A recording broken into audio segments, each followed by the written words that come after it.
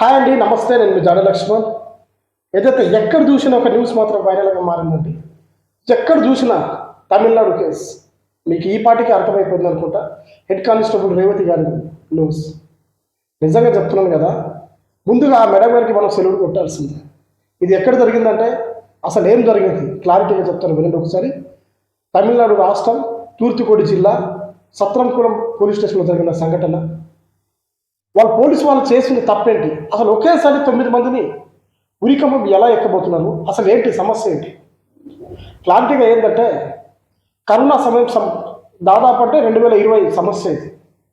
అప్పుడు కరోనా సమయంలో ఏదైతే పేరెంట్స్ ఏదైతే ఆయన పేరు జయరాజు, తండ్రి పేరు, కొడుకు పేరు జెనిక్స్, వీళ్ళిద్దరు ఎంపై ఫోన్ షాప్ నడిపించేవాళ్ళండి, మొబైల్ షాప్. అయితే వాళ్ళు ఇక టైం అయిపోయింది తీయండి అని చెప్తే ఇక పాపం తీస్తానో ఏదో సంథింగ్ ఉంటుంది, ఇక పోలీస్ వాళ్ళది షాప్ వాళ్ళది మీకు తెలిసిన విషయం.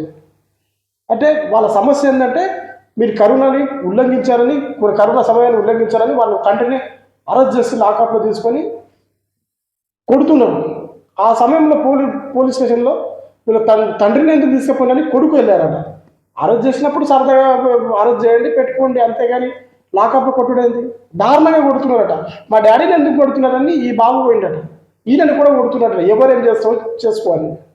ఇద్దరిని దాదాపు వీళ్ళని అరెస్ట్ ఎప్పుడు చేశారు? జూన్ 19న అరెస్ట్ చేశారు. మరి వీరు ఆ లాకప్లోనే ఎప్పుడు చనిపోయారు? జూన్ 23న చనిపోయారు. అంటే దాదాపు జూన్ 19 నుంచి జూన్ 23 వరకు ఇద్దరు తండ్రి కొడుకులు ఆ పోలీస్ స్టేషన్లోనే ఉన్నారు, సత్రంపూర్ పోలీస్ స్టేషన్లో ఉన్నారు. చివరిగా వాళ్ళు కొట్టి కొట్టి కొట్టి దారుణంగా ఆ దెబ్బలు భరించలేక అక్కడనే చనిపోయినట్టు ఏదైతే రిపోర్ట్స్ కనిపిస్తున్నాయండి.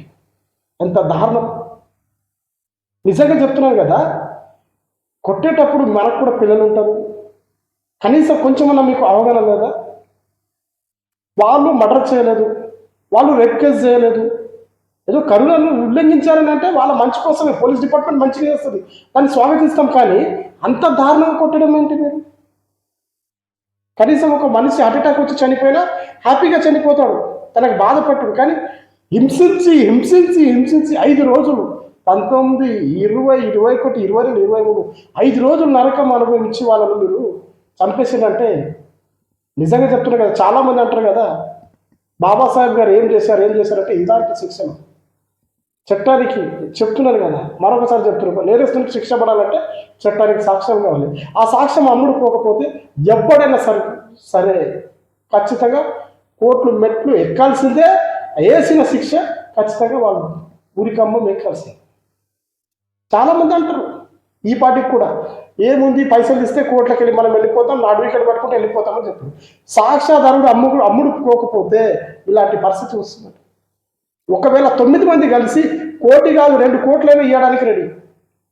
కానీ ఒక్క కానిస్టేబుల్ ఆమె ఎంత తపన పడిందొచ్చు. నిజంగా చెప్తున్నాను కదా, ఆ మేడం గారికి ఇక నిజంగా చెప్తున్నాను కదా, ఆమె ఎంత బాధపడిందొచ్చు. ఆ పోలీస్ స్టేషన్లో తమ ఒంటరిగా ఉంటూ తమకు ఒక కూతురట, ఆమెకు ఒక కూతురు, ఆ పాపను చూసుకుంటా ఆమె డ్యూటీ చేసుకుంటా ఈమె వినట్లేదని పోలీస్ స్టేషన్ నుంచి బయటకు గెంటిస్తే ఆమె అలా ఇలా లాస్ట్ వాళ్ళు ఏంటంటే చనిపోయిన రోజు పోలీస్ డిపార్ట్మెంట్ వాళ్ళు మొత్తం రక్తాలతో అది మొత్తం పోలీస్ స్టేషన్ మొత్తం నిండిపోతే వేరే వాళ్ళతో తుడిపించి ఆ సాక్ష్యాధారాలు దొరకనీయకుండా మొత్తం క్లీన్ చేసేసి యథావిధంగా ప్రతిరోజు పోలీస్ స్టేషన్ ఎలా ఉంటుందో అలాగే చేసి పెట్టినట్టండి. అంటే ఎవరు వచ్చినా వీళ్ళకి కనిపించదు ఇక్కడ చనిపోయినట్టు. అసలు బయట పోవద్దు, వార్తనే అసలు బయటకు పోవద్దు.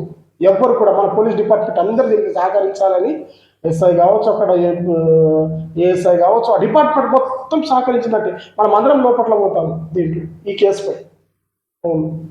అందరు సహకరించు.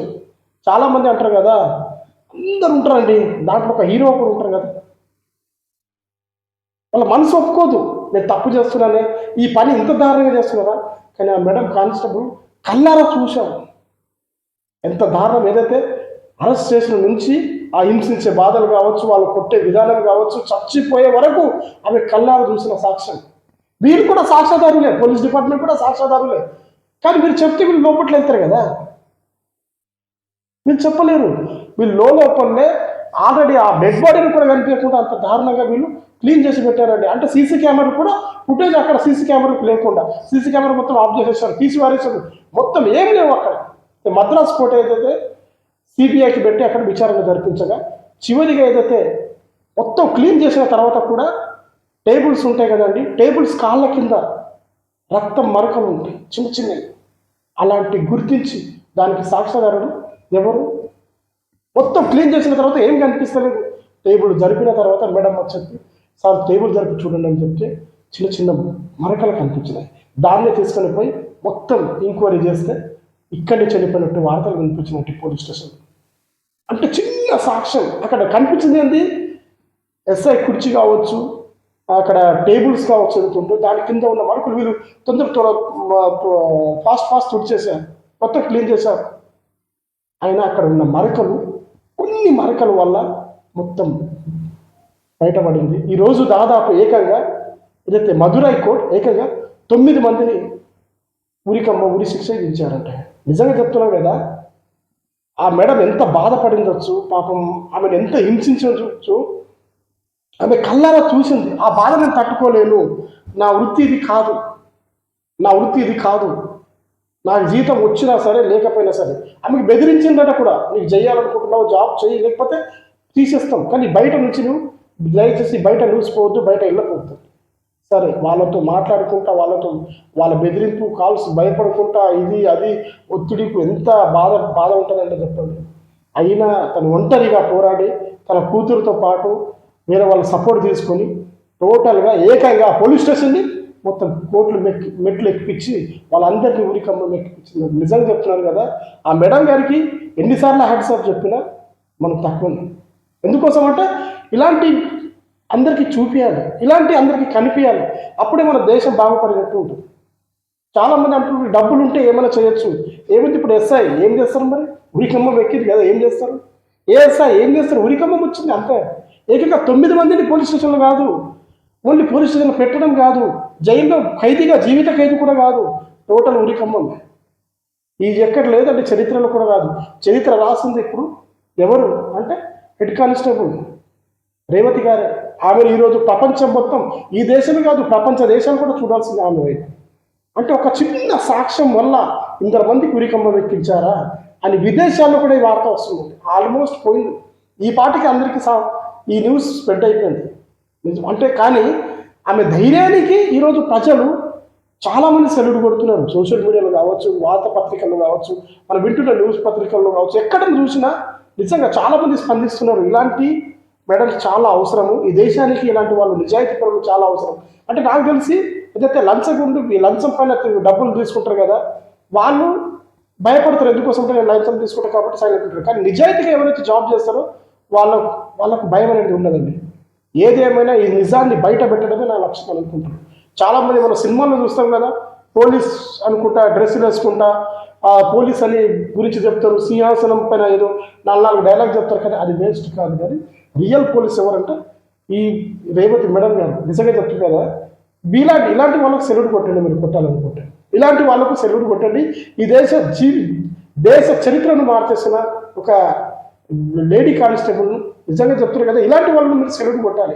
ప్రతి ఒక్క వాళ్ళకి తెలిసేలా చేయండి. చాలామంది అంటారు ఈరోజు కూడా అంబేద్కర్ బాబాసాహెబ్ ఏం చేశారంటే ఇలాంటి వాళ్ళను ఎవరైతే తప్పు చేశారో వాళ్ళకి శిక్షించడానికే ఇది పెట్టారు. కానీ చాలామంది ఏంటంటే డబ్బులకు అమ్ముడుపోతారు.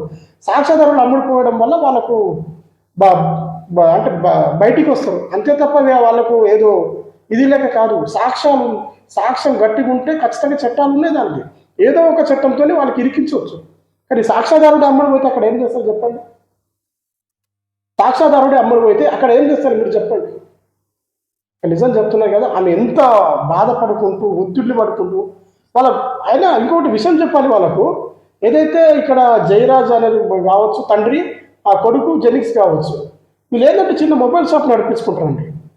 వాళ్ళేం మర్డర్ కేసు చేయలేదు, వాళ్ళేం రేప్ కేసు చేయలేదు. అంత దారుణంగా కొట్టడానికి కరుణ ఏదైతే టైమింగ్స్ పాటించలేదట, వార్నింగ్ ఇచ్చేది తప్పలేదు సార్, వాళ్ళ మంచి కోసం చెప్పారు. కానీ అంత బ్లాకప్ ప్లేస్ దారుణంగా కొట్టడం ఏంటది? ఇది చూస్తే నిజంగా చెప్తున్నా కదా, వాళ్ళు ఎంత నరకం అనుభవించారండి.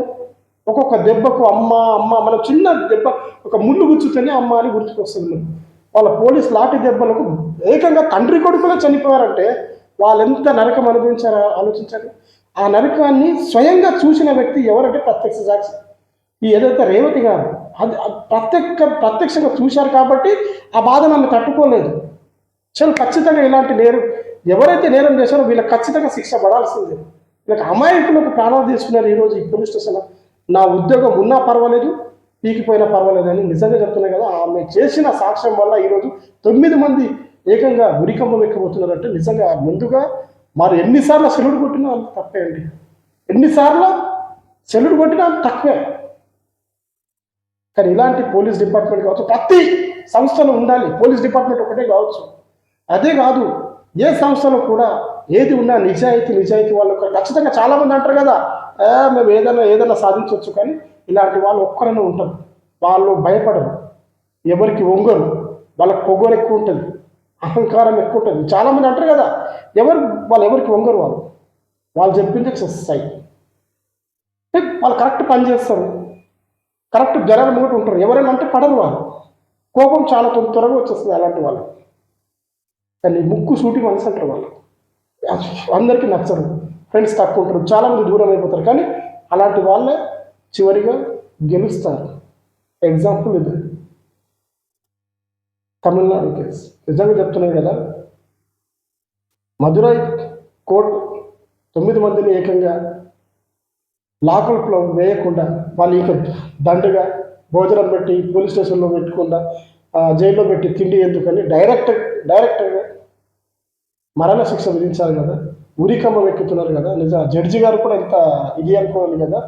కానీ నిజంగా చెప్తున్నా కదా, ఇంత చేయడానికి కారణం కూడా ఒకే ఒక లేడీ కానిస్టేబుల్ రేవతి గారికి కూడా మరొకసారి హ్యాట్స్ ఆఫ్. మరి దయచేసి చూస్తున్న ప్రేక్షకులు కూడా మీ అభిప్రాయం కూడా ఒక్కసారి రేవతి మేడం గారి పైన మీ స్పందన ఏంటి కూడా చెప్పండి. చూస్తూనే ఉండండి కెమెరామెన్ సాయితో. నేను మీ లక్ష్మి.